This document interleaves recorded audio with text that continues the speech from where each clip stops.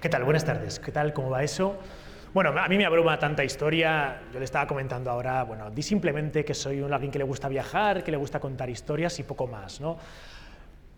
Al final, cuando viajas por el mundo, cuando tratas de buscar respuestas en países, casi uno se considera un nómada, ¿no? Yo recuerdo viajando por África, que hablando con unos beduinos que ellos eran nómadas, ¿no? Yo les decía, bueno, yo en este recorrido que estoy haciendo ahora, en esta ruta que estoy haciendo, pues soy un poco como vosotros, ¿no? Que me voy moviendo de aquí para allá, al final soy casi como un nómada, ¿no?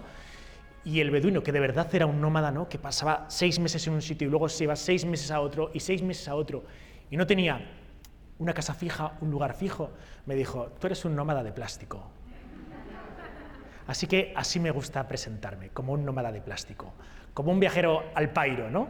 Simplemente, bueno, picoteo por allí, me gusta recorrer lugares bonitos, lugares que sean curiosas, y fruto de esos viajes os voy a contar cuáles son mis historias favoritas del antiguo Egipto, del país de los faraones. Así que gracias una vez más al Ateneo Mercantil por ponerme en disposición de este maravilloso teatro, a todos ustedes por acompañarme en la charla de hoy, hablando de los temas que más me gustan, a la gente que está desde Zoom o en Facebook del Ateneo, que también lo están siguiendo en directo, y sobre todo a los amigos de YouTube de Desafío Viajero, que están ahí pendientes todos, también de esta conferencia en streaming. Muchas gracias por estar ahí, por haberos conectados, y ahora sí, comenzamos. Vamos a dirigirnos al continente africano, a Egipto, qué lugar tan mítico, ¿no? Cuántas charlas ya siendo aquí comentadas en el Ateneo, ¿no? Y todavía no había hecho un especial solo del país de los faraones. Me gustaría comenzar con un proverbio egipcio que cuenta cómo el hombre teme al tiempo, pero el tiempo teme a las pirámides. Porque fijaros, ahí llevan 45 siglos y 45 siglos después seguirá habiendo charlas como esta que sigan preguntándose esos grandes misterios que las envuelven y que vamos a planear hoy. Probablemente, a nada que os guste un poco el tema egipcio, veréis que esto está lleno de vendehumos, ¿no? De vendemotos, de amigos de los alienígenas en la antigüedad, de toda esta gente, ¿no? Que ante la solución del problema más complejo siempre va a ser, bueno, fueron los extraterrestres. Y de hecho, una de las pruebas que se suelen atesorar y que te demuestra que Egipto no es lo que parece, es esto. Este es el templo de Abidos. Es un templo que está alejado de las rutas clásicas del crucero por el Nilo y que cuando accedes a su interior y observas el dintel principal, te encuentras lo que dirías es lo imposible. Un helicóptero, una lancha, una nave extraterrestre, una pistola al revés. Y por supuesto los comentarios siempre son los mismos, ¿no? La prueba definitiva, ahí lo tienes. Tecnología superior, ellos conocían algo que nosotros no sabemos. Ya había helicópteros en aquella época, fueron asistidos por los extraterrestres. Pero lo que luego no te dicen es que efectivamente esta historia, que es más vieja que la orilla del río, es en realidad una casualidad. Cuando Seti I coloca su sello en Abidos, se indica que aquí se actualizó la construcción de Seti y pone su sello. Y años después su hijo Ramsés II coloca sobre su padre su sello. Por el paso del tiempo se va desgranando, se va deshilachando esa masilla del sello del faraón y fruto de ello aparece esta casualidad. Un helicóptero, una lancha. Pero si superponemos ambos y quitamos la parte que hay que quitar, nos damos cuenta de que esto es una casualidad. Por eso no hay que creerse tanto todo lo que nos digan, ¿no? Todos estos documentales que son tan maravillosos y tan chulos de los alienígenas nos influyeron en el pasado, ¿no? Y ahí tenemos la prueba de los egipcios. Porque para mí, en Egipto estuvieron los egipcios. Y ello no implica que a pesar de ello no sea el país más misterioso del mundo. Así que vamos a dejar fuera de la ecuación a los amigos extraterrestres. Si algún terrestre extra quiere entrar, vamos a dejarle también, que los hay. Y ahora sí, que entramos directamente, atravesando las aguas del Nilo, ese río de casi 7.000 kilómetros de longitud en las arenas del desierto. Y es que Egipto es lo que es gracias al río Nilo. gracias a esta masa de agua que va de sur a norte. Y es que esto lo marca todo. El Nilo es lo que da y quita la vida en el antiguo Egipto. Fijaros, justo en el extremo del este del Nilo, la vida. En el oeste, la sequedad, la muerte. Y la mitología egipcia ya se fijaba en este asunto. Y es que encontramos que todas las tumbas en Egipto, todas las tumbas se encuentran directamente en el oeste, en la parte referida a la muerte, y la vida, el Cairo, las ciudades, se encontraban en la zona del este del Nilo. Y es que fijaros qué curioso, porque al final el sol en el antiguo Egipto estaba representado por Ra, el dios del sol, que todas las noches descendía por el oeste para descender al inframundo y luchar contra los malignos que allí le esperaban. Y al día siguiente, un día tras otro, renacía por el este, otorgando la vida al país de los faraones después de sentirse victorioso tras esas batallas.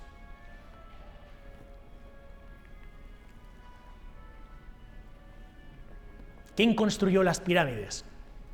Que es la pregunta que todos alguna vez nos hemos hecho, ¿no? ¿Cómo es posible que hoy, en pleno siglo XXI, no sepamos cómo construyeron Keops, Kefren, Micerinos? ¿Cómo se hizo esto? Vamos a ver que los que abogan también por las teorías de los aliens y tal, pues siempre nos dicen, ¿no? ¿Cómo es posible que de la nada ya creasen algo así? Bueno, es que no se creó de la nada. Hubo una evolución. Lo encontramos con las primeras mastabas, esos enterramientos que simplemente, ¿no?, a modo rectangular, generaban pequeños lugares de enterramiento, que poco a poco ya nos encontramos en ese 2700 a.C., empiezan a colocar mastabas una sobre otra. Imhotep, el gran arquitecto, el gran constructor, construye la pirámide de Djoser, la pirámide de Saqqara, 2700 a.C. Y fijaros qué curioso, estamos ahí, en toda esta zona de Saqqara, en la zona de la pirámide escalonada de Djoser.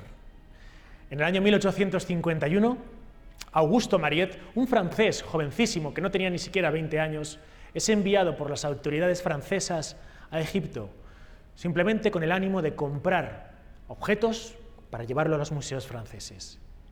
Y Mariette se queda tan impresionado con lo que observa allí, con los tesoros que está encontrando, con aquello que está descubriendo, que decide invertir todo ese dinero que le ha dado el gobierno francés, no para llevarse los tesoros de Egipto a Francia, sino para conservarlos y para descubrir nuevos tesoros.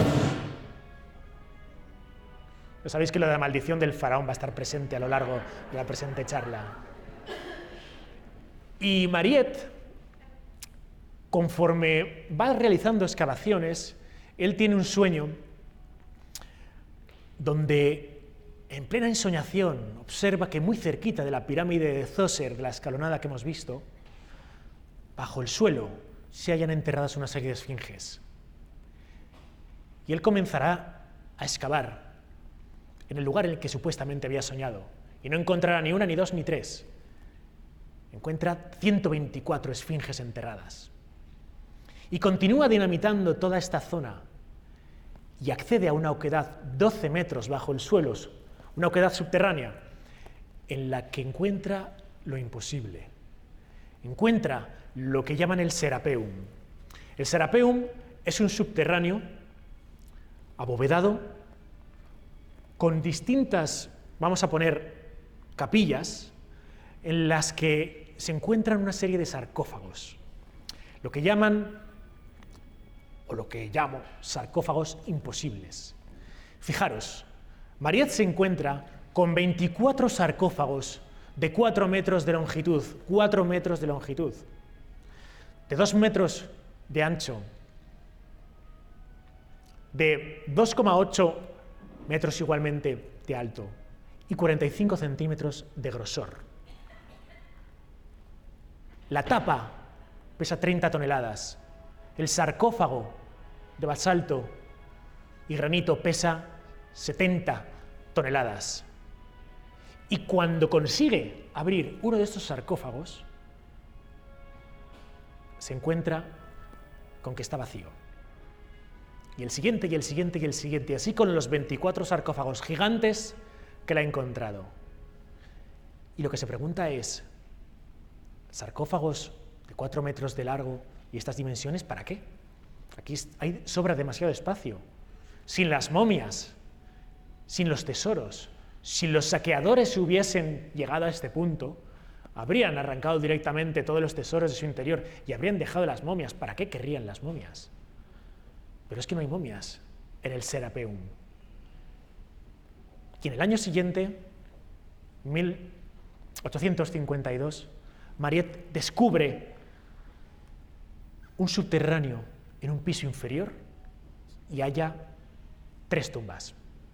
2 como las anteriores, como las de esos 24 sarcófagos que hemos visto, y otra de tamaño egipcio. Al abrir una de las tumbas gigantes, observa que hay algo ahí dentro. Hay una momia, pero parece la momia de un gigante. Y cuando empieza el desvendado de esta, lo que se encuentra es un muñeco embetunado de buey, los bueyes de Apis. Tumbas para muñecos embetunados. En el interior hallaría una serie de amuletos, de huesos, de animal, nada más. Y en la tumba de la persona encontré también una vez un muñeco de un sacerdote del dios Pat, Cainwaset, se llamaba este hombre, hijo de Ramsés II. El misterio del Serapeum. ¿Por qué la construcción de esos gigantescos sarcófagos que hoy en día podemos ver ahí y preguntarnos ¿para qué se hicieron? ¿Para qué tamaño esfuerzo? ¿Para meter simplemente muñecos de bueyes gigantes embetunados totalmente? Pero tenemos que avanzar. Nos vamos acercando poco a poco a la meseta de Giza, muy cerca del Cairo. Y vemos cómo la evolución de las pirámides sigue llegando. La pirámide romboidal, la pirámide de Snefru. El momento en que los arquitectos comienzan la construcción de la pirámide, se dan cuenta de que el ángulo de esta va a vencer toda la pirámide y se va a caer. Y tienen que cambiar totalmente creando esta especie de rombo. Una pirámide particular, curiosa. La pirámide de Snefru. Snefru es el padre de Keops. Snefru no quedaría obviamente satisfecho, diría, vamos a ver, ¿ahí me voy a enterrar yo? No, me la hacéis otra vez. Y construyen otra pirámide para Snefru, la pirámide roja. La primera pirámide perfecta. Pero cuando entramos en la pirámide de Snefru, con un extraño olor en su interior, no hay sarcófago, no hay nada. Parece ser que Snefru se hizo construir una tercera pirámide que a día de hoy no tenemos ni idea de dónde está. Y es que solo conocemos prácticamente un 10% de todo lo que las arenas del tiempo esconden en Egipto. Si ahora mismo los que estamos aquí fuésemos con escobas y nos pusiéramos a barrer por toda la meseta de Giza, empezaríamos a encontrar cosas increíbles. Y si debajo de la arena hay otra pirámide, la pirámide del padre del faraón Keops, todavía esperando ahí a ser descubierta. ¿Dónde está la tumba de Snefru? No lo sabemos. Y llegamos a la meseta de Giza y encontramos la gran pirámide de Keops, a la derecha. Micerinos en el centro, Kefren en el centro, Micerinos más cerca. Por el ángulo parece siempre que da la sensación de que la pirámide de Kefren sea la de Keops, porque parece casi más grande, ¿no?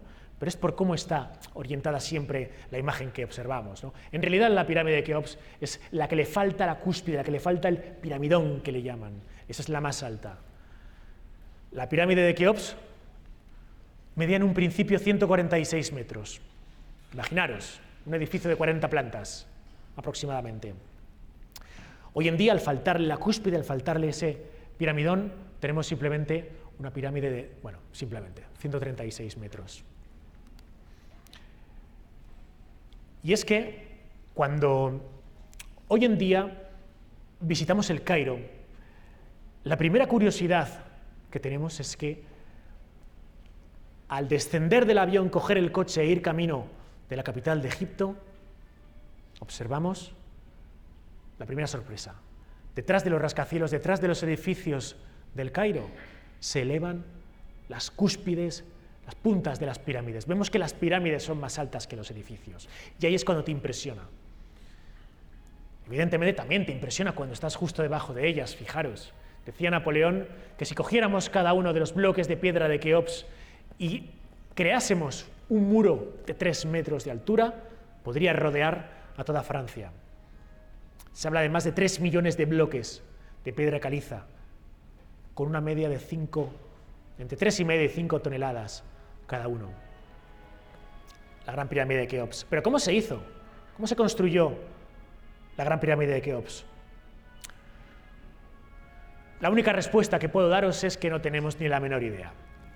Porque, bueno, se ha hablado, ¿no?, de la teoría de las rampas, pero quien dice que la pirámide de Keops o que las pirámides se hicieron con rampas de arena es porque no ha pisado lo suficiente las arenas de Egipto. Porque el tamaño esfuerzo que requeriría no solo el elevar una rampa que fuera envolviendo a la propia pirámide hasta arriba de arena, sino encima mojarla para crear barro, para que se solidificase y aguantase el peso de esos trineos con los que al parecer se empujaban las pirámides, sería un esfuerzo superior incluso al de elevar en sí la propia pirámide. La rampa sería más compleja que la pirámide en sí. Luego no tenemos ni idea de cómo hicieron las pirámides, no lo sabemos. Pero sabemos cómo es el interior.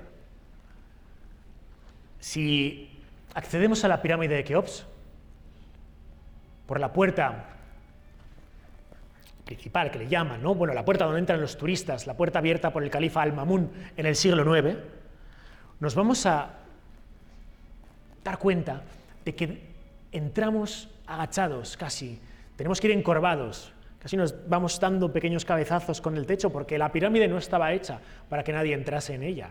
La pirámide estaba hecha para que el faraón descansase en su interior, supuestamente, pero no para que los turistas lo viésemos. Por eso el acceso serpenteante y complejo hace que sea casi claustrofóbico. ¿Cuántos de los que estáis aquí habéis entrado dentro de la pirámide de Keops? Muy bien, hay unos cuantos. Hay unos cuantos. Alfonso también ha estado por allí. Es que no es lo normal, porque cuando vas a Egipto no te suelen llevar a la pirámide de Keops. Cuando contratas el típico viaje de crucero por el Nilo, te suelen meter en la de Kefren. Pero la de Keops, por alguna razón... Bueno, sí, yo sé la razón, porque la de Kefren es más bonita, porque bueno, pues se ve parte del revestimiento, ¿no? Y es como más icónica, ¿no? Pero la de Keops tiene algo totalmente distinto, totalmente especial. Y así, una vez que accedemos a la Gran Pirámide, atravesamos la Gran Galería, esta galería extraña que sigue adentro, este lugar tan insólito. Después de subir por una elevación, nos tenemos que agachar, empezar a caminar a gatas y entramos directamente aquí, en la cámara del rey, en la cámara del faraón Keops, en la cámara del faraón de la Gran Pirámide. Fijaros.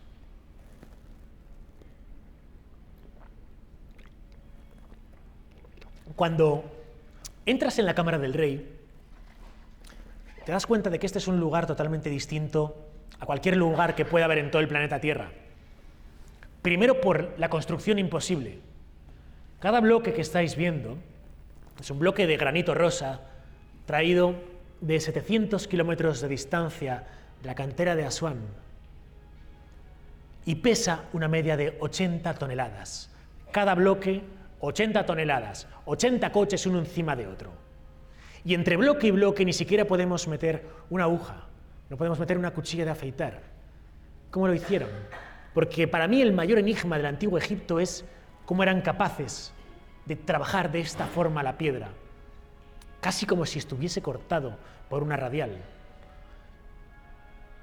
Y a pesar de que cuando le pregunté esto a Nacho Ares, ¿no?, él me hablaba de que sí, que bueno, que está más o menos resuelto este asunto, yo sigo preguntándome cómo eran capaces de hace 45 siglos crear algo así. Lo siguiente que te impresiona cuando estás en la cámara del rey es tu propia voz. Si estás a solas y haces un om y callas, tu voz resuena en un eco de 8 segundos. 8 segundos de eco. No hay un lugar en todo el planeta donde ocurra esto. Paul Horn fue un músico que en los años 70 se hizo famoso porque, si bien es cierto que él era un músico de jazz, hizo un viaje por la India que le transformó totalmente, tocó en el Taj Mahal a solas, y luego se hizo famosillo porque él daba conciertos delante de delfines, ¿no? Hacía música para delfines. Pero él quiso experimentar cómo sería su música dentro de la cámara del rey. Y empezó a tocar. Y lo que sonó parecía imposible. Os animo a que después busquéis la música de Paul Horn dentro de la Gran Pirámide, que vais a alucinar. Porque él sentía que él tocaba con sus flautas y sus flautines y que la pirámide al mismo tiempo le iba respondiendo, que él comenzaba a soplar y cuando terminaba e iniciaba la siguiente nota, la pirámide le seguía, susurrando con las mismas flautas en eco, creando una sinfonía imposible. Y esto solo ocurre aquí. Todos conocemos, ¿no?, esas famosas historias que contaba el bueno de Javier Sierra hablando de las peripecias de Napoleón en Egipto. A día de hoy todavía no nos cuadra demasiado qué pintaba Napoleón en la campaña egipcia, qué hacía por allí. Porque, bueno, los historiadores nos han vendido la historia de que era para cortar ese comercio, ese tránsito de comercio entre Inglaterra y la India, ¿no? Pero bueno, es un desastre la campaña de Napoleón en Egipto. Él ni siquiera era emperador, era un general. Su archienemigo, el almirante Nelson, que llevaba meses buscando esa tropa de barcos de Napoleón que estaba por ahí rondando por el Mediterráneo, pero no sabía muy bien Nelson dónde estaban los barcos de Napoleón. Una tarde los encuentra amarrados en un puerto egipcio, habiendo sido estos abandonados por Napoleón y su ejército para entrar en el país. Y en una tarde, a cañonazos, Nelson y sus hombres hunden toda la fragata de barcos de Napoleón. Y cuando solo queda un barco, el barco de Napoleón, el Oriente, Nelson le dice a sus soldados: antes de hundir el barco de Napoleón, por favor, tallad, cortad el palo mayor y me lo entregáis. ¿Y por qué?, le comentaron sus soldados. ¿Y sabéis qué respondió? Porque con él tallaré mi ataúd. Bueno, estas cosas que tienen los ingleses, ¿no? El caso es que efectivamente Napoleón fue allí a tener una experiencia casi mágica, ¿no? Unos días rondando su fecha del 30 cumpleaños, él pasa la noche en la Gran Pirámide y cuando emerge a la mañana siguiente y sus hombres le ven tremendamente pálido, él responde esas palabras ante la pregunta de: ¿qué le ha sucedido, general? ¿Por qué está tan demacrado? ¿Qué ha pasado ahí dentro? Y él le responde: si os lo contase, no me vais a creer. Y nunca lo contó. Pero a partir de ese momento, y evocando lo que tiempo atrás había hecho Alejandro Magno o Julio César cuando cumplieron 30 años igual que él, se convirtió en emperador. El día de mi 30 cumpleaños, yo fui allí, a la Gran Pirámide de Keops, y entré en el sarcófago de Keops, me tumbé un ratito, allí en esa sala donde, pues, bueno, lo que vemos aquí representada, ¿no? Ahí estuve un rato también, pues, con mis pensamientos, con mis cosas, también divagando mi mente, un poco tratando de imaginar qué experiencia tuvo a los 30 años Napoleón, Alejandro Magno, Julio César, o tantos otros que estuvieron ese día, como tuve la suerte de poder estar yo, el día de los 30 cumpleaños, el día de la ceremonia del Sekhmet.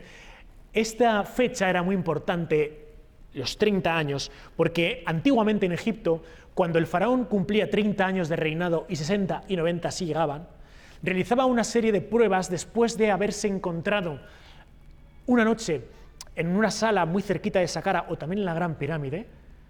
Le sometían unas pruebas casi olímpicas, era como la ceremonia, le llamaban, de la resurrección, del Sekhmet. Y a partir de ese momento, el reinado del faraón se renovaba. Y curiosamente, la verdad es que a partir de ese momento, no he conquistado ningún imperio, pero cambió mucho mi vida después de mi experiencia dentro de la Gran Pirámide el día de mi cumpleaños. Pero tenemos que avanzar. También, hace unos años, Robert Bauval o Graham Hancock, ellos juntos teorizaron sobre cómo se parece, ¿no?, la constelación de Orión a la posición de las tres pirámides, de Keops, Kefren y Micerinos. ¿Y si esta correlación no fuera casualidad? Claro, el problema que encontramos en la correlación de Orión es que hoy el alineamiento con esta constelación no es perfecto, es casi perfecto, pero no es perfecto. Hace 4.500 años, cuando se construyeron las tres pirámides, tampoco era perfecto el alineamiento. Pero si con esa maravillosa ciencia, la arqueastronomía, tiramos hacia atrás las manijas del reloj y ponemos en qué posición tendría que estar la Tierra para que estuviesen alineadas esas tres pirámides con las tres estrellas del cinturón, con Almilac, Almitak y Mintaka, nos tendríamos que ir a hace 10.500 años. Pero hace 10.500 años nadie construía pirámides en Egipto, ¿no? ¿No? ¿O sí?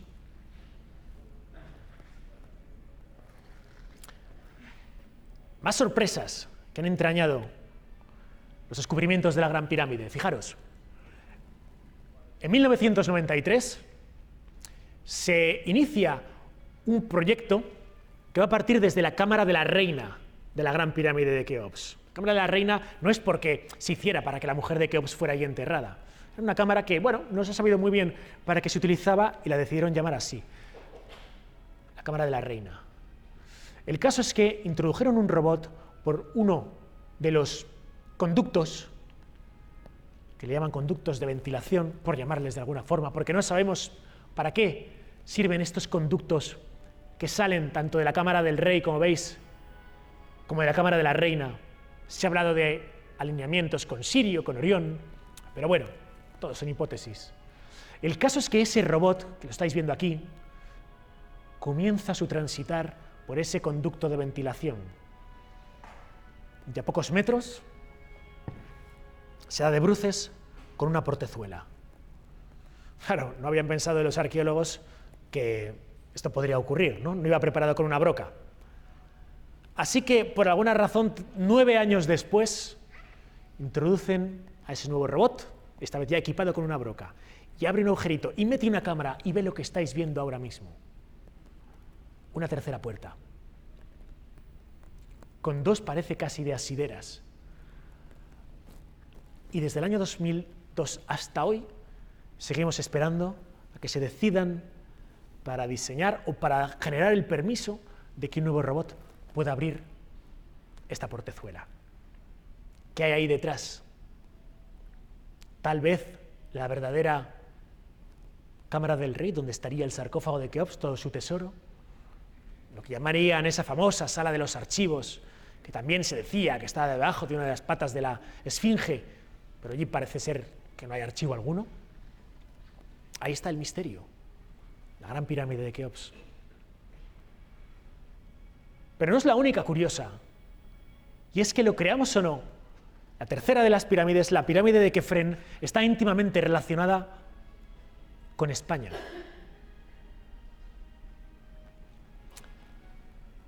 La pirámide de Kefren estaba pintada antiguamente de color rojo. Era el nieto de Keops. La pirámide de Micerinos, perdonad. La pirámide de Micerinos estaba pintada de color rojo. Era el nieto de Keops. El caso es que veréis, esta pirámide de Micerinos directamente nos llama la atención por esta gigantesca brecha que tiene a mitad, ¿verdad? No es que los egipcios la diseñasen así, es que directamente el coronel Richard William Howard, en 1838, consiguió permiso para poder entrar en la pirámide. Pero ¿cómo entrar si no hay puerta, no hay conducto alguno? Bueno, pues a dinamita pura, ¿no? Vamos a dinamitarla y ya encontraremos alguna entrada. Y bueno, Pues esto es lo que hizo. Esta cicatriz que vemos hoy en día en Micerinos fue hecha para tratar de encontrar algo allí dentro. Y lo encontró, vaya si lo encontró. Descubrió el sarcófago de Micerinos. La pirámide ya había sido saqueada años atrás, no había tesoro alguno, no había nada. Pero el sarcófago estaba allí. Así que el coronel lo coloca en su fragata, en la Beatrice, en esta embarcación, para atravesar el Mediterráneo y llegar finalmente, atravesando Francia, hasta Inglaterra. Y fijaros lo que le sucede. A la altura de Cartagena, en Murcia, hay una gigantesca tormenta que hace que el barco naufrague, se hunda, y con él el sarcófago de Micerinos. Y a día de hoy, el sarcófago de Micerinos está en algún lugar, no sabemos dónde, hundido en el mar Mediterráneo. Así que si os animáis y entre todos hacemos una expedición, vamos a echar un ojo a ver qué pasa, qué tenemos por Cartagena. Y descubrimos el sarcófago de Micerinos. Problema adicional sería, bueno, ¿esto para quién es? ¿Para el descubridor, Inglaterra? ¿Para el país en cuyas aguas está España? ¿O para el propietario, Egipto?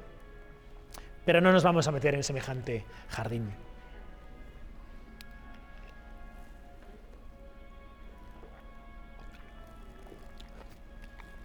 Y fijaros, la esfinge, llamada Abu Hol, para los egipcios el padre del terror, o también considerada Hor-em-Akhet, Horus en el horizonte.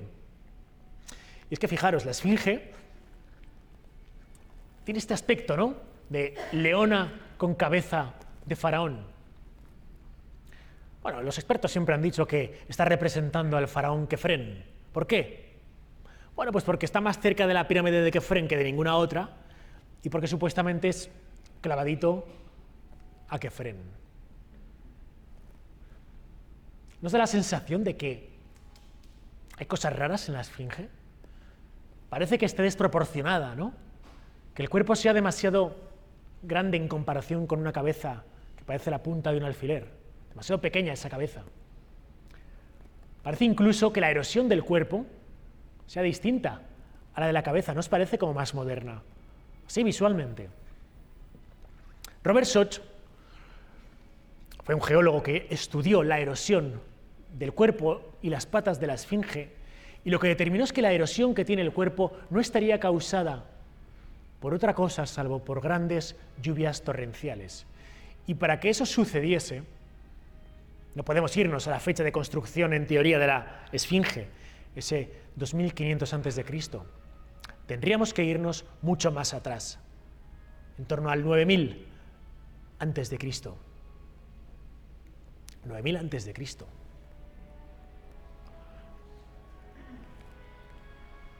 Fran Domingo es un forense de la policía de Nueva York que comparó el rostro del faraón Kefren, que se encuentra en el Museo del Cairo, con la pirámide de Kefren. Con la esfinge. Y lo que determinó es que, bueno, pues que el faraón Kefren y la esfinge se parecían como un huevo a una castaña. Nada. Tampoco hay que ser forense para hacer esta aseveración, ¿no? Y podemos preguntarnos, en esa época en la que Robert Schoch nos decía la erosión de la esfinge es de en torno al 9000 a.C., encontraríamos el siguiente alineamiento. La esfinge alineada con la constelación de Leo. ¿Y si la cabeza de la esfinge es tan pequeña y el cuerpo tan grande? Porque antiguamente la cabeza de la esfinge era proporcional al cuerpo y era una cabeza de león o de leona. Sin duda que la cabeza actual que podemos contemplar de la esfinge es de un faraón, está claro.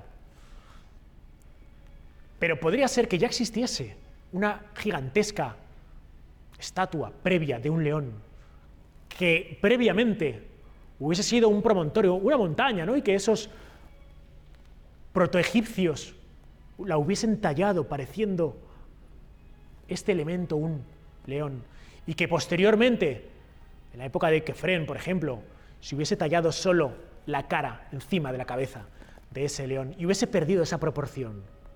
Parece plausible. Robert Schoch ha tenido muchísimos críticos que dicen que sí que es posible que la erosión actual de la esfinge sea por otros derroteros. Pero siempre me ha llamado la atención la teoría de Schoch. Y cuando hoy en día descendemos a las patas de la esfinge y nos plantamos directamente ante ella, nos fijamos que hay una estela curiosa, lo que llaman la estela del sueño. ¿La veis? Aquí nos cuenta una historia bastante particular. Nos cuenta la historia de Tutmosis IV. Y es que este hombre, que no le pertenecía ser faraón, una tarde después de cazar, decide tumbarse cerca del cuello de la esfinge, que siempre ha estado enterrada como estaba enterrada en aquella época. Y este joven tiene un sueño. En ese sueño se le aparece a Bujón, la esfinge, y le dice: si me desentierras, te legitimaré para que seas faraón. Qué mayor legitimidad que la propia esfinge te diga esto, ¿no? Así que el futuro Tutmosis IV desenterraría la esfinge totalmente, le liberaría de la arena y se convertiría en faraón. Y ese texto, esta historia, la hemos reflejada en la estela del sueño que acabáis de ver en el interior de las patas de la esfinge. Y es que la esfinge siempre ha estado enterrada. Heródoto no nos hablaba de ella. Estrabón no la cita para nada. En la antigüedad nadie hablaba de la esfinge. Bien podría haber otra esfinge por ahí escondida, se cuenta. ¿Y este personaje qué? Este sí, casi... Este es terrestre extra. Fijaros qué rasgos tan particulares. Cuando los egipcios se representaban a ellos mismos, ¿no?, como el ideal masculino, vemos a Ramsés siempre poderoso, con una musculatura, con unos rasgos faciales embelesados, ¿no? Bueno, pues aquí tenéis el famoso Amenofis IV, conocido como Akenatón.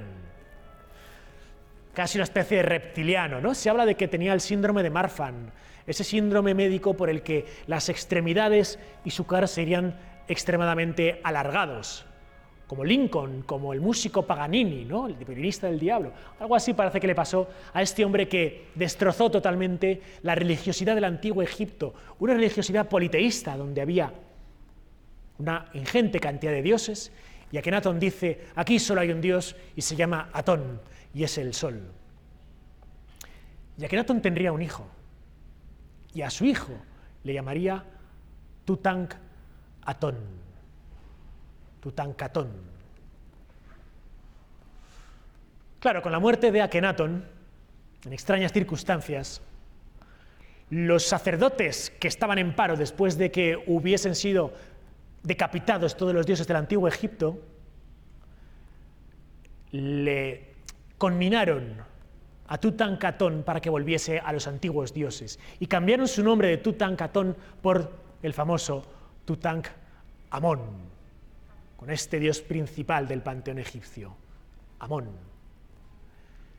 Y así nos dirigimos, después de visitar las pirámides, esas tumbas antiguas, al punto donde los faraones decidieron retirarse, porque estaban hartos de que expoliasen y robasen sus tumbas, y deciden irse a un lugar todos juntitos y protegidos por la guardia, al Valle de los Reyes. Así que descendemos hacia el Alto Nilo y nos encontramos con este lugar, el Valle de los Reyes. Encontramos en la tumba de Tutmosis I la inscripción del arquitecto que la realizó, Inené, que nos dice: he edificado la tumba de mi majestad. Nadie ve, nadie oye, nadie escucha. Y allí estaba encerrado el faraón con sus tesoros y a salvo. Hasta que llegó el 4 de noviembre de 1922. Howard Carter, el arqueólogo egipcio más famoso de toda la historia de la humanidad, llevaba varios años tratando de buscar la tumba de ese faraón perdido, Tutankamón, ¿no? No la encontraban por ningún lado. ¿Dónde estaba la tumba de Tutankamón? No había forma de localizarla. Llevaba desde 1917 buscándola. En 1922, su mecenas Lord Carnarvon le dice: última oportunidad, ya no voy a seguir financiando esta expedición arqueológica. Y comienza a excavar una vez más Howard Carter el 1 de noviembre. Pues 4 días después, 3 días después, encuentra la tumba de Tutankamón. ¿Por qué no la encontraba? Porque fijaros, lo que estáis viendo aquí es la plaza principal del Valle de los Reyes. Este es el centro del Valle de los Reyes. Esto que veis, este promontorio, es la tumba de Ramsés III. ¿Quién le iba a decir a Howard Carter que debajo de la tumba de un faraón estaría la de Tutankamón? Esta es la tumba de Tutankamón, esta es la entrada, debajo de la tumba de Ramsés III. Por eso, a pesar de estar en el centro, nadie se le había ocurrido buscar ahí. Cuando Howard Carter se acerca con Lord Carnarvon, después de que éste hubiese sido llamado, ¿no? Lord Carnarvon desde Inglaterra viajaría y alrededor de unos 20 días después llegaría al Valle de los Reyes, y allí ellos dos, por la noche, a solas, clandestinamente, se acercan a la entrada de la tumba de Tutankamón. Howard Carter toma un cincel y sobre el yeso que cubre la tumba da varios picotazos, pica constantemente, a varios picazos, y cae, se desgrana el yeso. Howard Carter mete una vela simplemente para ver qué había en el interior. Y Lord Carnarvon, que estaba detrás de él, le pregunta: ¿qué ve Howard Carter? ¿Qué ve? Y Howard Carter le respondió esa famosa frase que todos sabemos, ¿no? Veo cosas maravillosas. Y estas fueron algunas de las cosas que encontró Howard Carter dentro de la tumba del faraón niño Tutankamón, que se dice que murió en torno a los 18 años. Fijaros, ¿no? Qué maravillas. Pero claro, empezó a morir gente. Y es que el propio Lord Carnarvon, unos meses después de la apertura de la tumba de Tutankamón, muere fruto de que él se había cortado en Egipto afeitándose, esa herida había sido infectada porque le había picado un mosquito, aquello se infecta y muere de disentería. Y en los años sucesivos, 23 personas, directa o indirectamente relacionadas con la apertura de la tumba de Tutankamón, morirían. Y bueno, os podéis imaginar que para la época, para los medios de comunicación, para el amarillismo incipiente de la época, esto era carnaza, ¿no? La maldición de Tutankamón, ahí está. Hasta que llegó un científico, el doctor Eldin, que anuncia en una rueda de prensa cuál es el culpable de tantas muertes relacionadas con la apertura de la tumba de Tutankamón.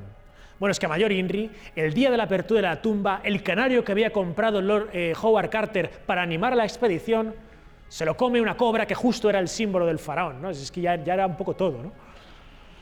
Bueno, pues el doctor Eldin da la rueda de prensa y echa la culpa de la maldición a este elemento, al Aspergillus niger, este hongo que atrapado 3000 años en una tumba, el momento en que ésta se abrió, y evidentemente no llevan mascarillas, contaminó todo lo que pudo. Ya estaba resuelto. La maldición tenía una explicación científica. Así que el doctor Eldin termina la rueda de prensa, coge su coche y se va a casa. Y camino de casa tiene un accidente y muere.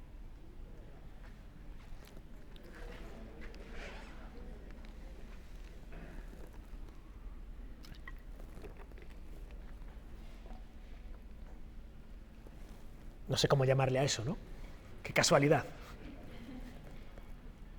Y encontramos cosas curiosas, ¿no? En el tesoro de Tutankamón. Fijaros, por ejemplo, camas ergonómicas, encontramos boomerangs. ¿Para qué, no? No sé, me pregunto, ¿no? ¿Os imagináis ahí a Tutankamón jugando con el boomerang? Dagas de hierro meteórico, es hierro inoxidable, y trompetas de guerra. En 1939, las autoridades egipcias dan permiso a que se toque por primera vez una de las trompetas. Una era de plata, otra era de bronce. Se da permiso. Es una noche, esto va a ser retransmitido en domingo por la BBC, y la audición se realiza con todo el auditorio lleno, y justo unos minutos antes de que vaya a empezar el concierto con el sonido de la trompeta que llevaba 3000 años enmudecida, hay un problema eléctrico y falla la iluminación, se apagan las luces. Tienen que llenar todo de velas. Encienden velas. Cuando el trompetista va a sonar, la boquilla que le habían puesto rompe parte de la trompeta, pero aún así consiguen que suene. Y este es el sonido de la trompeta de Tutankamón. Os lo estoy poniendo telepáticamente, ¿vale?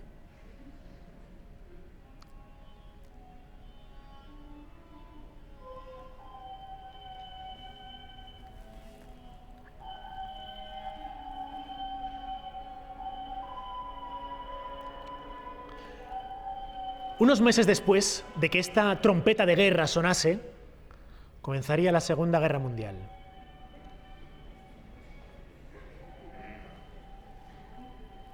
¿Casualidad?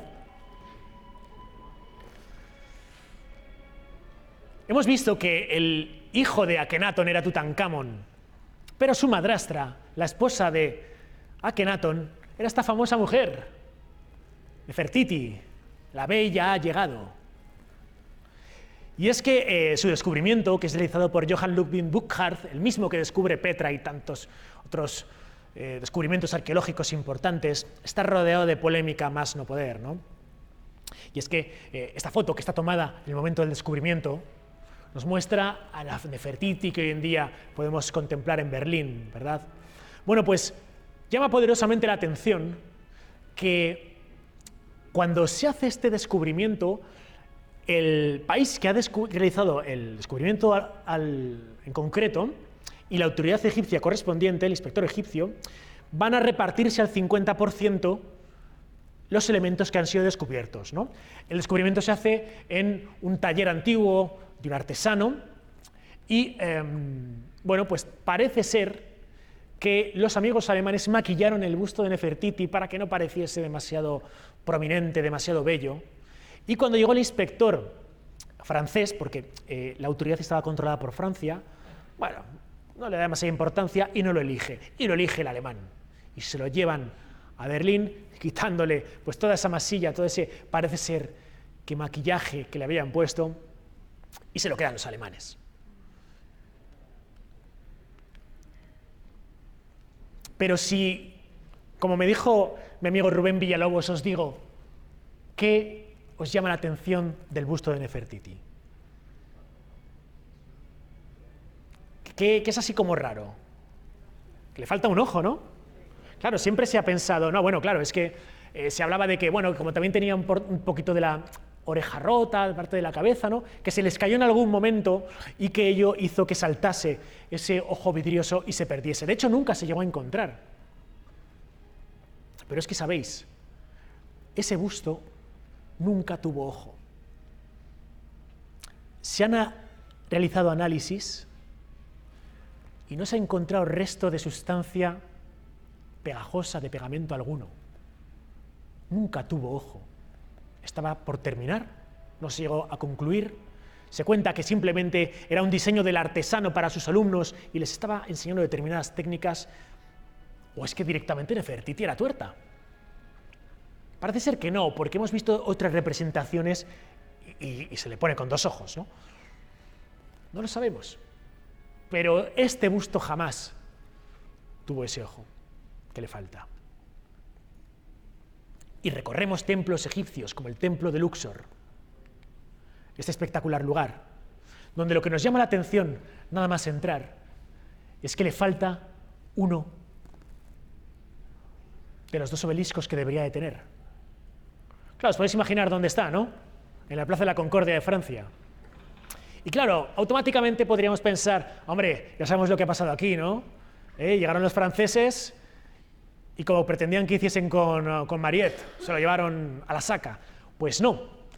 Esto fue un pacto, fue un trueque que realizó Mehmet Ali con Carlos X de Francia en 1830, para Luis Felipe I. Y es que el cambio es, bueno, nosotros los egipcios os damos el obelisco de Luxor a cambio de un reloj. Un reloj que hoy en día lo podemos contemplar en la mezquita de alabastro del Cairo. Y bueno, como podéis observar, ¿quién salió ganando, no? Está claro que los franceses hicieron un buen negocio. En el templo de Luxor también encontramos cosas curiosas, ¿no? Como la mezquita Abu el Agag. Fijaros, una mezquita que está por encima del nivel del suelo. Y es que las arenas del desierto llegaban hasta allí. Y cuando los arqueólogos desenterraron todo lo que había debajo, descubren que el templo de Luxor se escondía ahí abajo. Si podéis imaginar la polémica que hubo cuando directamente los arqueólogos dijeron: la mezquita fuera. No se pudo tirar, como podéis imaginar. Y en el templo de Luxor encontramos, como comentó un investigador, una figura casi humana, ¿no? Fijaros, el templo de Luxor tiene la misma estructura que todos los templos egipcios, ¿no? Con una sala hipóstila llena de columnas, que poco a poco se va estrechando, casi parece un cuerpo humano, ¿no? Casi parece un esqueleto, hasta llegar a la parte más importante del templo. En el antiguo Egipto no existía un paraíso como tal, no existía el cielo, como nosotros pensamos lo de arriba, ¿no? El cielo. Para ellos el paraíso era el horizonte. Entonces, siempre que entramos en un templo egipcio, observamos que el templo poco a poco se va estrechando hasta llegar casi a una oquedad muy pequeña donde estaría ese Sancta Sanctorum, el lugar donde se colocaría o dedicado al dios correspondiente. Abandonamos el templo de Luxor y comenzamos a caminar por la Avenida de las Esfinges. Más de 700 esfinges unían el templo de Luxor con el templo de Karnak. Cuando los franceses llegan aquí, se quedan tan impresionados por lo que están viendo que directamente sueltan sus fusiles al suelo y se ponen a aplaudir. Y entramos en el templo de Karnak. Accedemos a su sala hipóstila con esas 122 columnas, las columnas papiriformes, y si vais a Egipto, os voy a hacer una recomendación que no os va a hacer el guía que os va a llevar. Y es que en el templo de Karnak hay un lugar muy especial. Es lo que le llaman la capilla del Pat, o el templo del Pat. Es una capilla que está un poquito alejada, ¿no?, del templo de Karnak, uno de los templos más grandes de todo el mundo. Entonces, en esta capilla, es esta que estáis viendo ahora mismo, vais a encontraros con un beduino. Es un guardián que impide que nadie entre en su interior. Previo soborno, vais a poder entrar. Entonces, una vez que accedéis al interior, vais a observar algo imposible. De repente, una leona con cuerpo femenino se va a lanzar hacia vosotros. Y os prometo que eso es lo que va a suceder. Es esta la imagen que vais a tener. La diosa Sekhmet, cuerpo de leona, cabeza de mujer. Esto que os estoy diciendo en realidad tiene una explicación, porque vosotros entráis directamente después de tener las pupilas de los ojos tremendamente contraídas por la luz del sol, que al entrar se dilatan muchísimo, y observáis cómo justo en la parte superior, en el techo, hay una oquedad donde cae un rayo de luz que impacta directamente sobre la cabeza de Sekhmet. Y ese juego de luces, acompañado del efecto óptico que se está causando, le da movimiento a la estatua. Pero cuando se acostumbra vuestra mirada a la diosa Sekhmet, la observáis casi sin temor, casi con cariño, porque para ellos la diosa Sekhmet es como esa madre protectora. Cuentan las leyendas egipcias que los egipcios se quejaban mucho de Ra, ¿no?, de que Ra estaba muy mayor, ¿no?, que se le caían los dientes, que ya no era un dios al que temer. Y Ra envió a su hija Sekhmet, con cabeza de leona y cuerpo de mujer, a devorar a todos los egipcios. Y cuentan que el Nilo se cubrió de sangre porque la sed de Sekhmet era insaciable, no dejaba de beber la sangre de los egipcios. Pero Ra tuvo piedad y quiso perdonar a los egipcios. Y se preguntó, bueno, ¿y cómo hago para detener las ansias de muerte que tiene mi hija Sekhmet? Y Ra hizo llover vino y cubrió el río Nilo de vino. Y Sekhmet, que no paraba de beber, se emborrachó tanto que no estaba para comerse a ningún egipcio. Para ellos es como esa diosa protectora, ¿no? Esa madre que cuando lo haces mal te lo dice, pero que te quiere igualmente. Si seguimos descendiendo por el curso del Nilo, hacia el Alto Nilo, llegamos al templo de Edfu, el templo de Horus, donde observamos cosas que nos llaman la atención. Por ejemplo, Horus, cabeza de halcón, siempre persiguiendo a su malvado tío Set, que le es representado siempre casi como un dragón, como un cerdo, como algo extraño. En el templo siempre observamos lo mismo, Horus clavando una espada, una lanza, a Set, casi endragonado. Se ha querido ver aquí una representación muy antigua de lo que después sería la inspiración de San Jorge y el dragón. Y es que Horus también se podría pronunciar como Horus, Jorge, George, y se ha querido ver así, paralelismos con el cristianismo, que también encontramos en el templo de Komombo, dedicado al dios Sobek, cabeza de cocodrilo. Cuando entramos en Komombo, observamos estas efigies de los hititas, los enemigos de los egipcios. Esto era como una Lourdes de la época, y es que a Komombo llegaban los egipcios que tenían enfermedades, que no estaban bien, que tenían lesiones, y colocaban su mano sobre la cabeza del enemigo, sobre la cabeza del hitita, para tratar de transmutar su enfermedad al enemigo. Y por eso vemos hoy en día esas oquedades en la cabeza del hitita, esa Lourdes de la época. Pero si nos vamos a la parte posterior de Komombo, encontramos algo que no debería de estar ahí.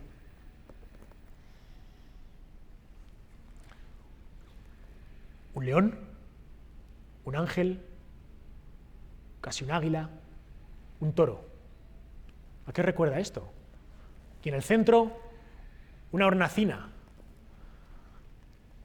¿Acaso no son las representaciones de Mateo, Marcos, Lucas y Juan, los 4 evangelistas?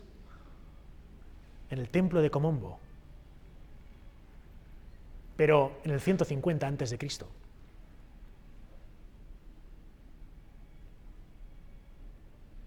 Y cuando llegamos a la cantera de Asuán, observamos lo imposible, el obelisco inacabado.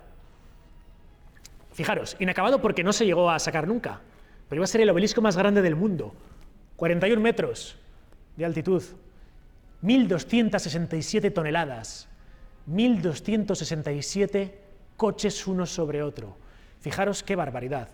Yo siempre me pregunté, bueno, pero ¿y cómo pretendían sacarlo de ahí, cortarlo y luego elevarlo, no? Bueno, os podéis imaginar la bronca que le meterían al que la lió e hizo que se rompiera, ¿no? Siempre se ha hablado, ¿no?, de esa teoría de los ablandadores de piedras, de esa posible técnica que tendrían los egipcios, esa tecnología para ablandar la piedra y por eso podrían modificarla. Yo no estoy para nada de acuerdo, porque hoy en día cuando vemos el lateral del obelisco inacabado, veis que parece casi como que haya metido cucharadas dentro del granito, ¿lo veis? ¿No? Parece que me he metido ahí cucharadas como de lado, ¿no? Bueno, hoy en día sabemos que está hecho con la dolerita, con ese tipo de piedra que iban rascando poco a poco y generaban ese surco. Porque además, digo yo, si hubiesen tenido la tecnología para ablandar la piedra, habrían cerrado esa rotura que tiene el obelisco inacabado, ¿no? Y no es así. Y vamos llegando al final, nos vamos acercando a Abu Simbel, el templo descubierto una vez más por Johann Ludwig Burckhardt. Y es que, bueno, aquí vemos la egoicidad hecha templo, ¿no? 4 efigies de un Ramsés hercúleo, con sus más de 50 mujeres, fijaros, porque esto es un detalle que pocas veces se muestra, entre sus piernas. Eso sí, a su favorita, que era Nefertari, la bella entre las bellas, le hizo un templo para ella sola, para celos de las otras que las puso ahí a tamaño reducido, ¿no? Y cuando entramos en Abu Simbel nos encontramos a Ramsés en la batalla de Cadés con su brazo doblado, con el brazo de Ramsés estirando del arco multiplicado por 2. Y es que Ramsés nos dice: mi ejército me abandonó, estuve yo solo en la batalla contra los hititas, pero gracias a mi padre, Horus, yo pude vencer. Y ese sería el brazo doblado del dios que le acompaña. Tamaño esfuerzo se requirió para cambiar de ubicación el templo de Abu Simbel. Fijaros, en la década de los 60, la presa de Asuán por el lago Nasser está a punto de comerse al templo. Solo había 14 meses para desplazarlo más allá. 14 meses. Canteros gallegos se ocupan especialmente de la faena. Y también italianos. Y lo consiguen mover. Pero no consiguen que el milagro de Abu Simbel se repita a día de hoy con la misma precisión con la que se repetía antes. Y es que los días 21 de febrero y 21 de octubre se producía un fenómeno solar espectacular. Cuando hoy en día llegamos a esos días, a pesar de que con nuestros ordenadores y tecnología tratamos de colocar el templo para que se repitiese el fenómeno solar que vamos a ver, no hemos conseguido que se vea tan perfecto como antes. Y es que, atravesando todo el templo, en el cenit de este, en el Sancta Sanctorum, hallamos las estatuas del dios Pat, dios de la oscuridad, de Amón, Ramsés y el propio Ra. Pero fijaros, estos 2 días, el día 21 de febrero y 21 de octubre, en este momento el sol impactaba solo sobre Ra, Ramsés y Amón y dejaba en oscuridad al señor de la oscuridad, a Pat. Y hoy en día, bueno, se intuye, pero no han conseguido la misma precisión. Es que en Egipto había magia. Y lo demostró esta mujer. Seti se hacía llamar, Dorothy Eddy. Y es que esta mujer, cuando nace, tiene un accidente a los 3 años, se cae por las escaleras, le dan por muerta. Cuando el médico está redactando el documento de defunción, se escucha a la niña bailar, es decir, como si hubiese vuelto casi a la vida, no estaba muerta en realidad, sus padres se ponen muy contentos, ¿no? Y Dorothy, unos años después, pues va con sus padres, ¿no?, al Museo Británico, lo típico, pues para ver arte, para ver objetos. Y cuando entran en la sala egipcia, de repente Dorothy, que era una niña, empieza a abrazar las estatuas, empieza a besar los pies de las estatuas y empieza a decir como que esta es mi gente. Y bueno, sus padres dicen, bueno, esto son cosas de niñas, ¿no? Se la llevan a casa y unas semanas después, en una revista que tenía su padre, Dorothy ve una foto del templo de Abidos. Y Dorothy dice, esta es mi casa, yo he estado aquí. Yo soy de aquí, papá. Pero bueno, cosas de niñas, ¿no? A los 14 años, Dorothy tiene un sueño. Ella sueña que en su alcoba entra un hombre con una túnica blanca, con una capa azul, que dice ser Seti I, el faraón, y mantiene relaciones sexuales con ella. Se habla casi en sueños, en esa situación de enduermevela. Y bueno, Dorothy Eddy, con el paso de los años, crecería, ¿no? A los 29 ella se casa en Egipto con un hombre, se traslada a vivir allí, a Memphis. Ya viviría durante 20 años en Memphis, realizaría excavaciones arqueológicas, pero ella por dentro sabía que tenía una relación con el templo de Abidos. Ella decía que era de allí, pero no lo dice, no lo cuenta. Así que 20 años después surge la oportunidad de ir a excavar a Abidos. Y allí que se dirige, y no puede soportarlo más. Ella les cuenta que sabe que es la reencarnación de una antigua sacerdotisa de Seti I, que de hecho habían tenido algún tipo de relación, y que como era una sacerdotisa y no podía tener relaciones, y menos con el faraón, había muerto, la habían castigado con la muerte. Y que ella era esa sacerdotisa. Y claro, os podéis imaginar a los arqueólogos, ¿no?, y a la gente de campo de allí. Bueno, a ver, si tanto conoces este lugar que nunca has estado, ¿dónde está tal sello? Y directamente, como si lo conociera como la palma de su mano, allí Dorothy Eddy, que iba y decía, aquí está. Y la gente se empezó a hacer preguntas, ¿cómo lo hacía? Y Dorothy Eddy dijo que, bueno, sí, que esto estaba muy cambiado, pero que ella recordaba que en determinados lugares había un jardín con un pozo, y empezaron a excavar donde ella les decía, y comenzaron a encontrar cosas, raíces viejas y restos de un antiguo pozo egipcio. Y donde Dorothy decía que había que excavar, allí que encontraban cosas. Y por eso la llamaron Seti, que significa la madre de Seti, no solo porque tenía esta relación especial con Seti, sino porque de hecho ella tuvo un hijo, al que llamó así, al que llamó Seti. Y lo que nos demuestra el país de los faraones es que no tenemos que hacernos tantas películas, ¿no?, de que si alienígenas ancestrales, que si seres de otros planetas construyendo pirámides. No, en Egipto hay magia, y Seti nos lo demostró. Así que si queréis sentir esa magia del país de los faraones, atreveros a retar a las pirámides, como dijo ese pequeño proverbio egipcio, porque el hombre teme al tiempo, pero el tiempo teme a las pirámides. Gracias.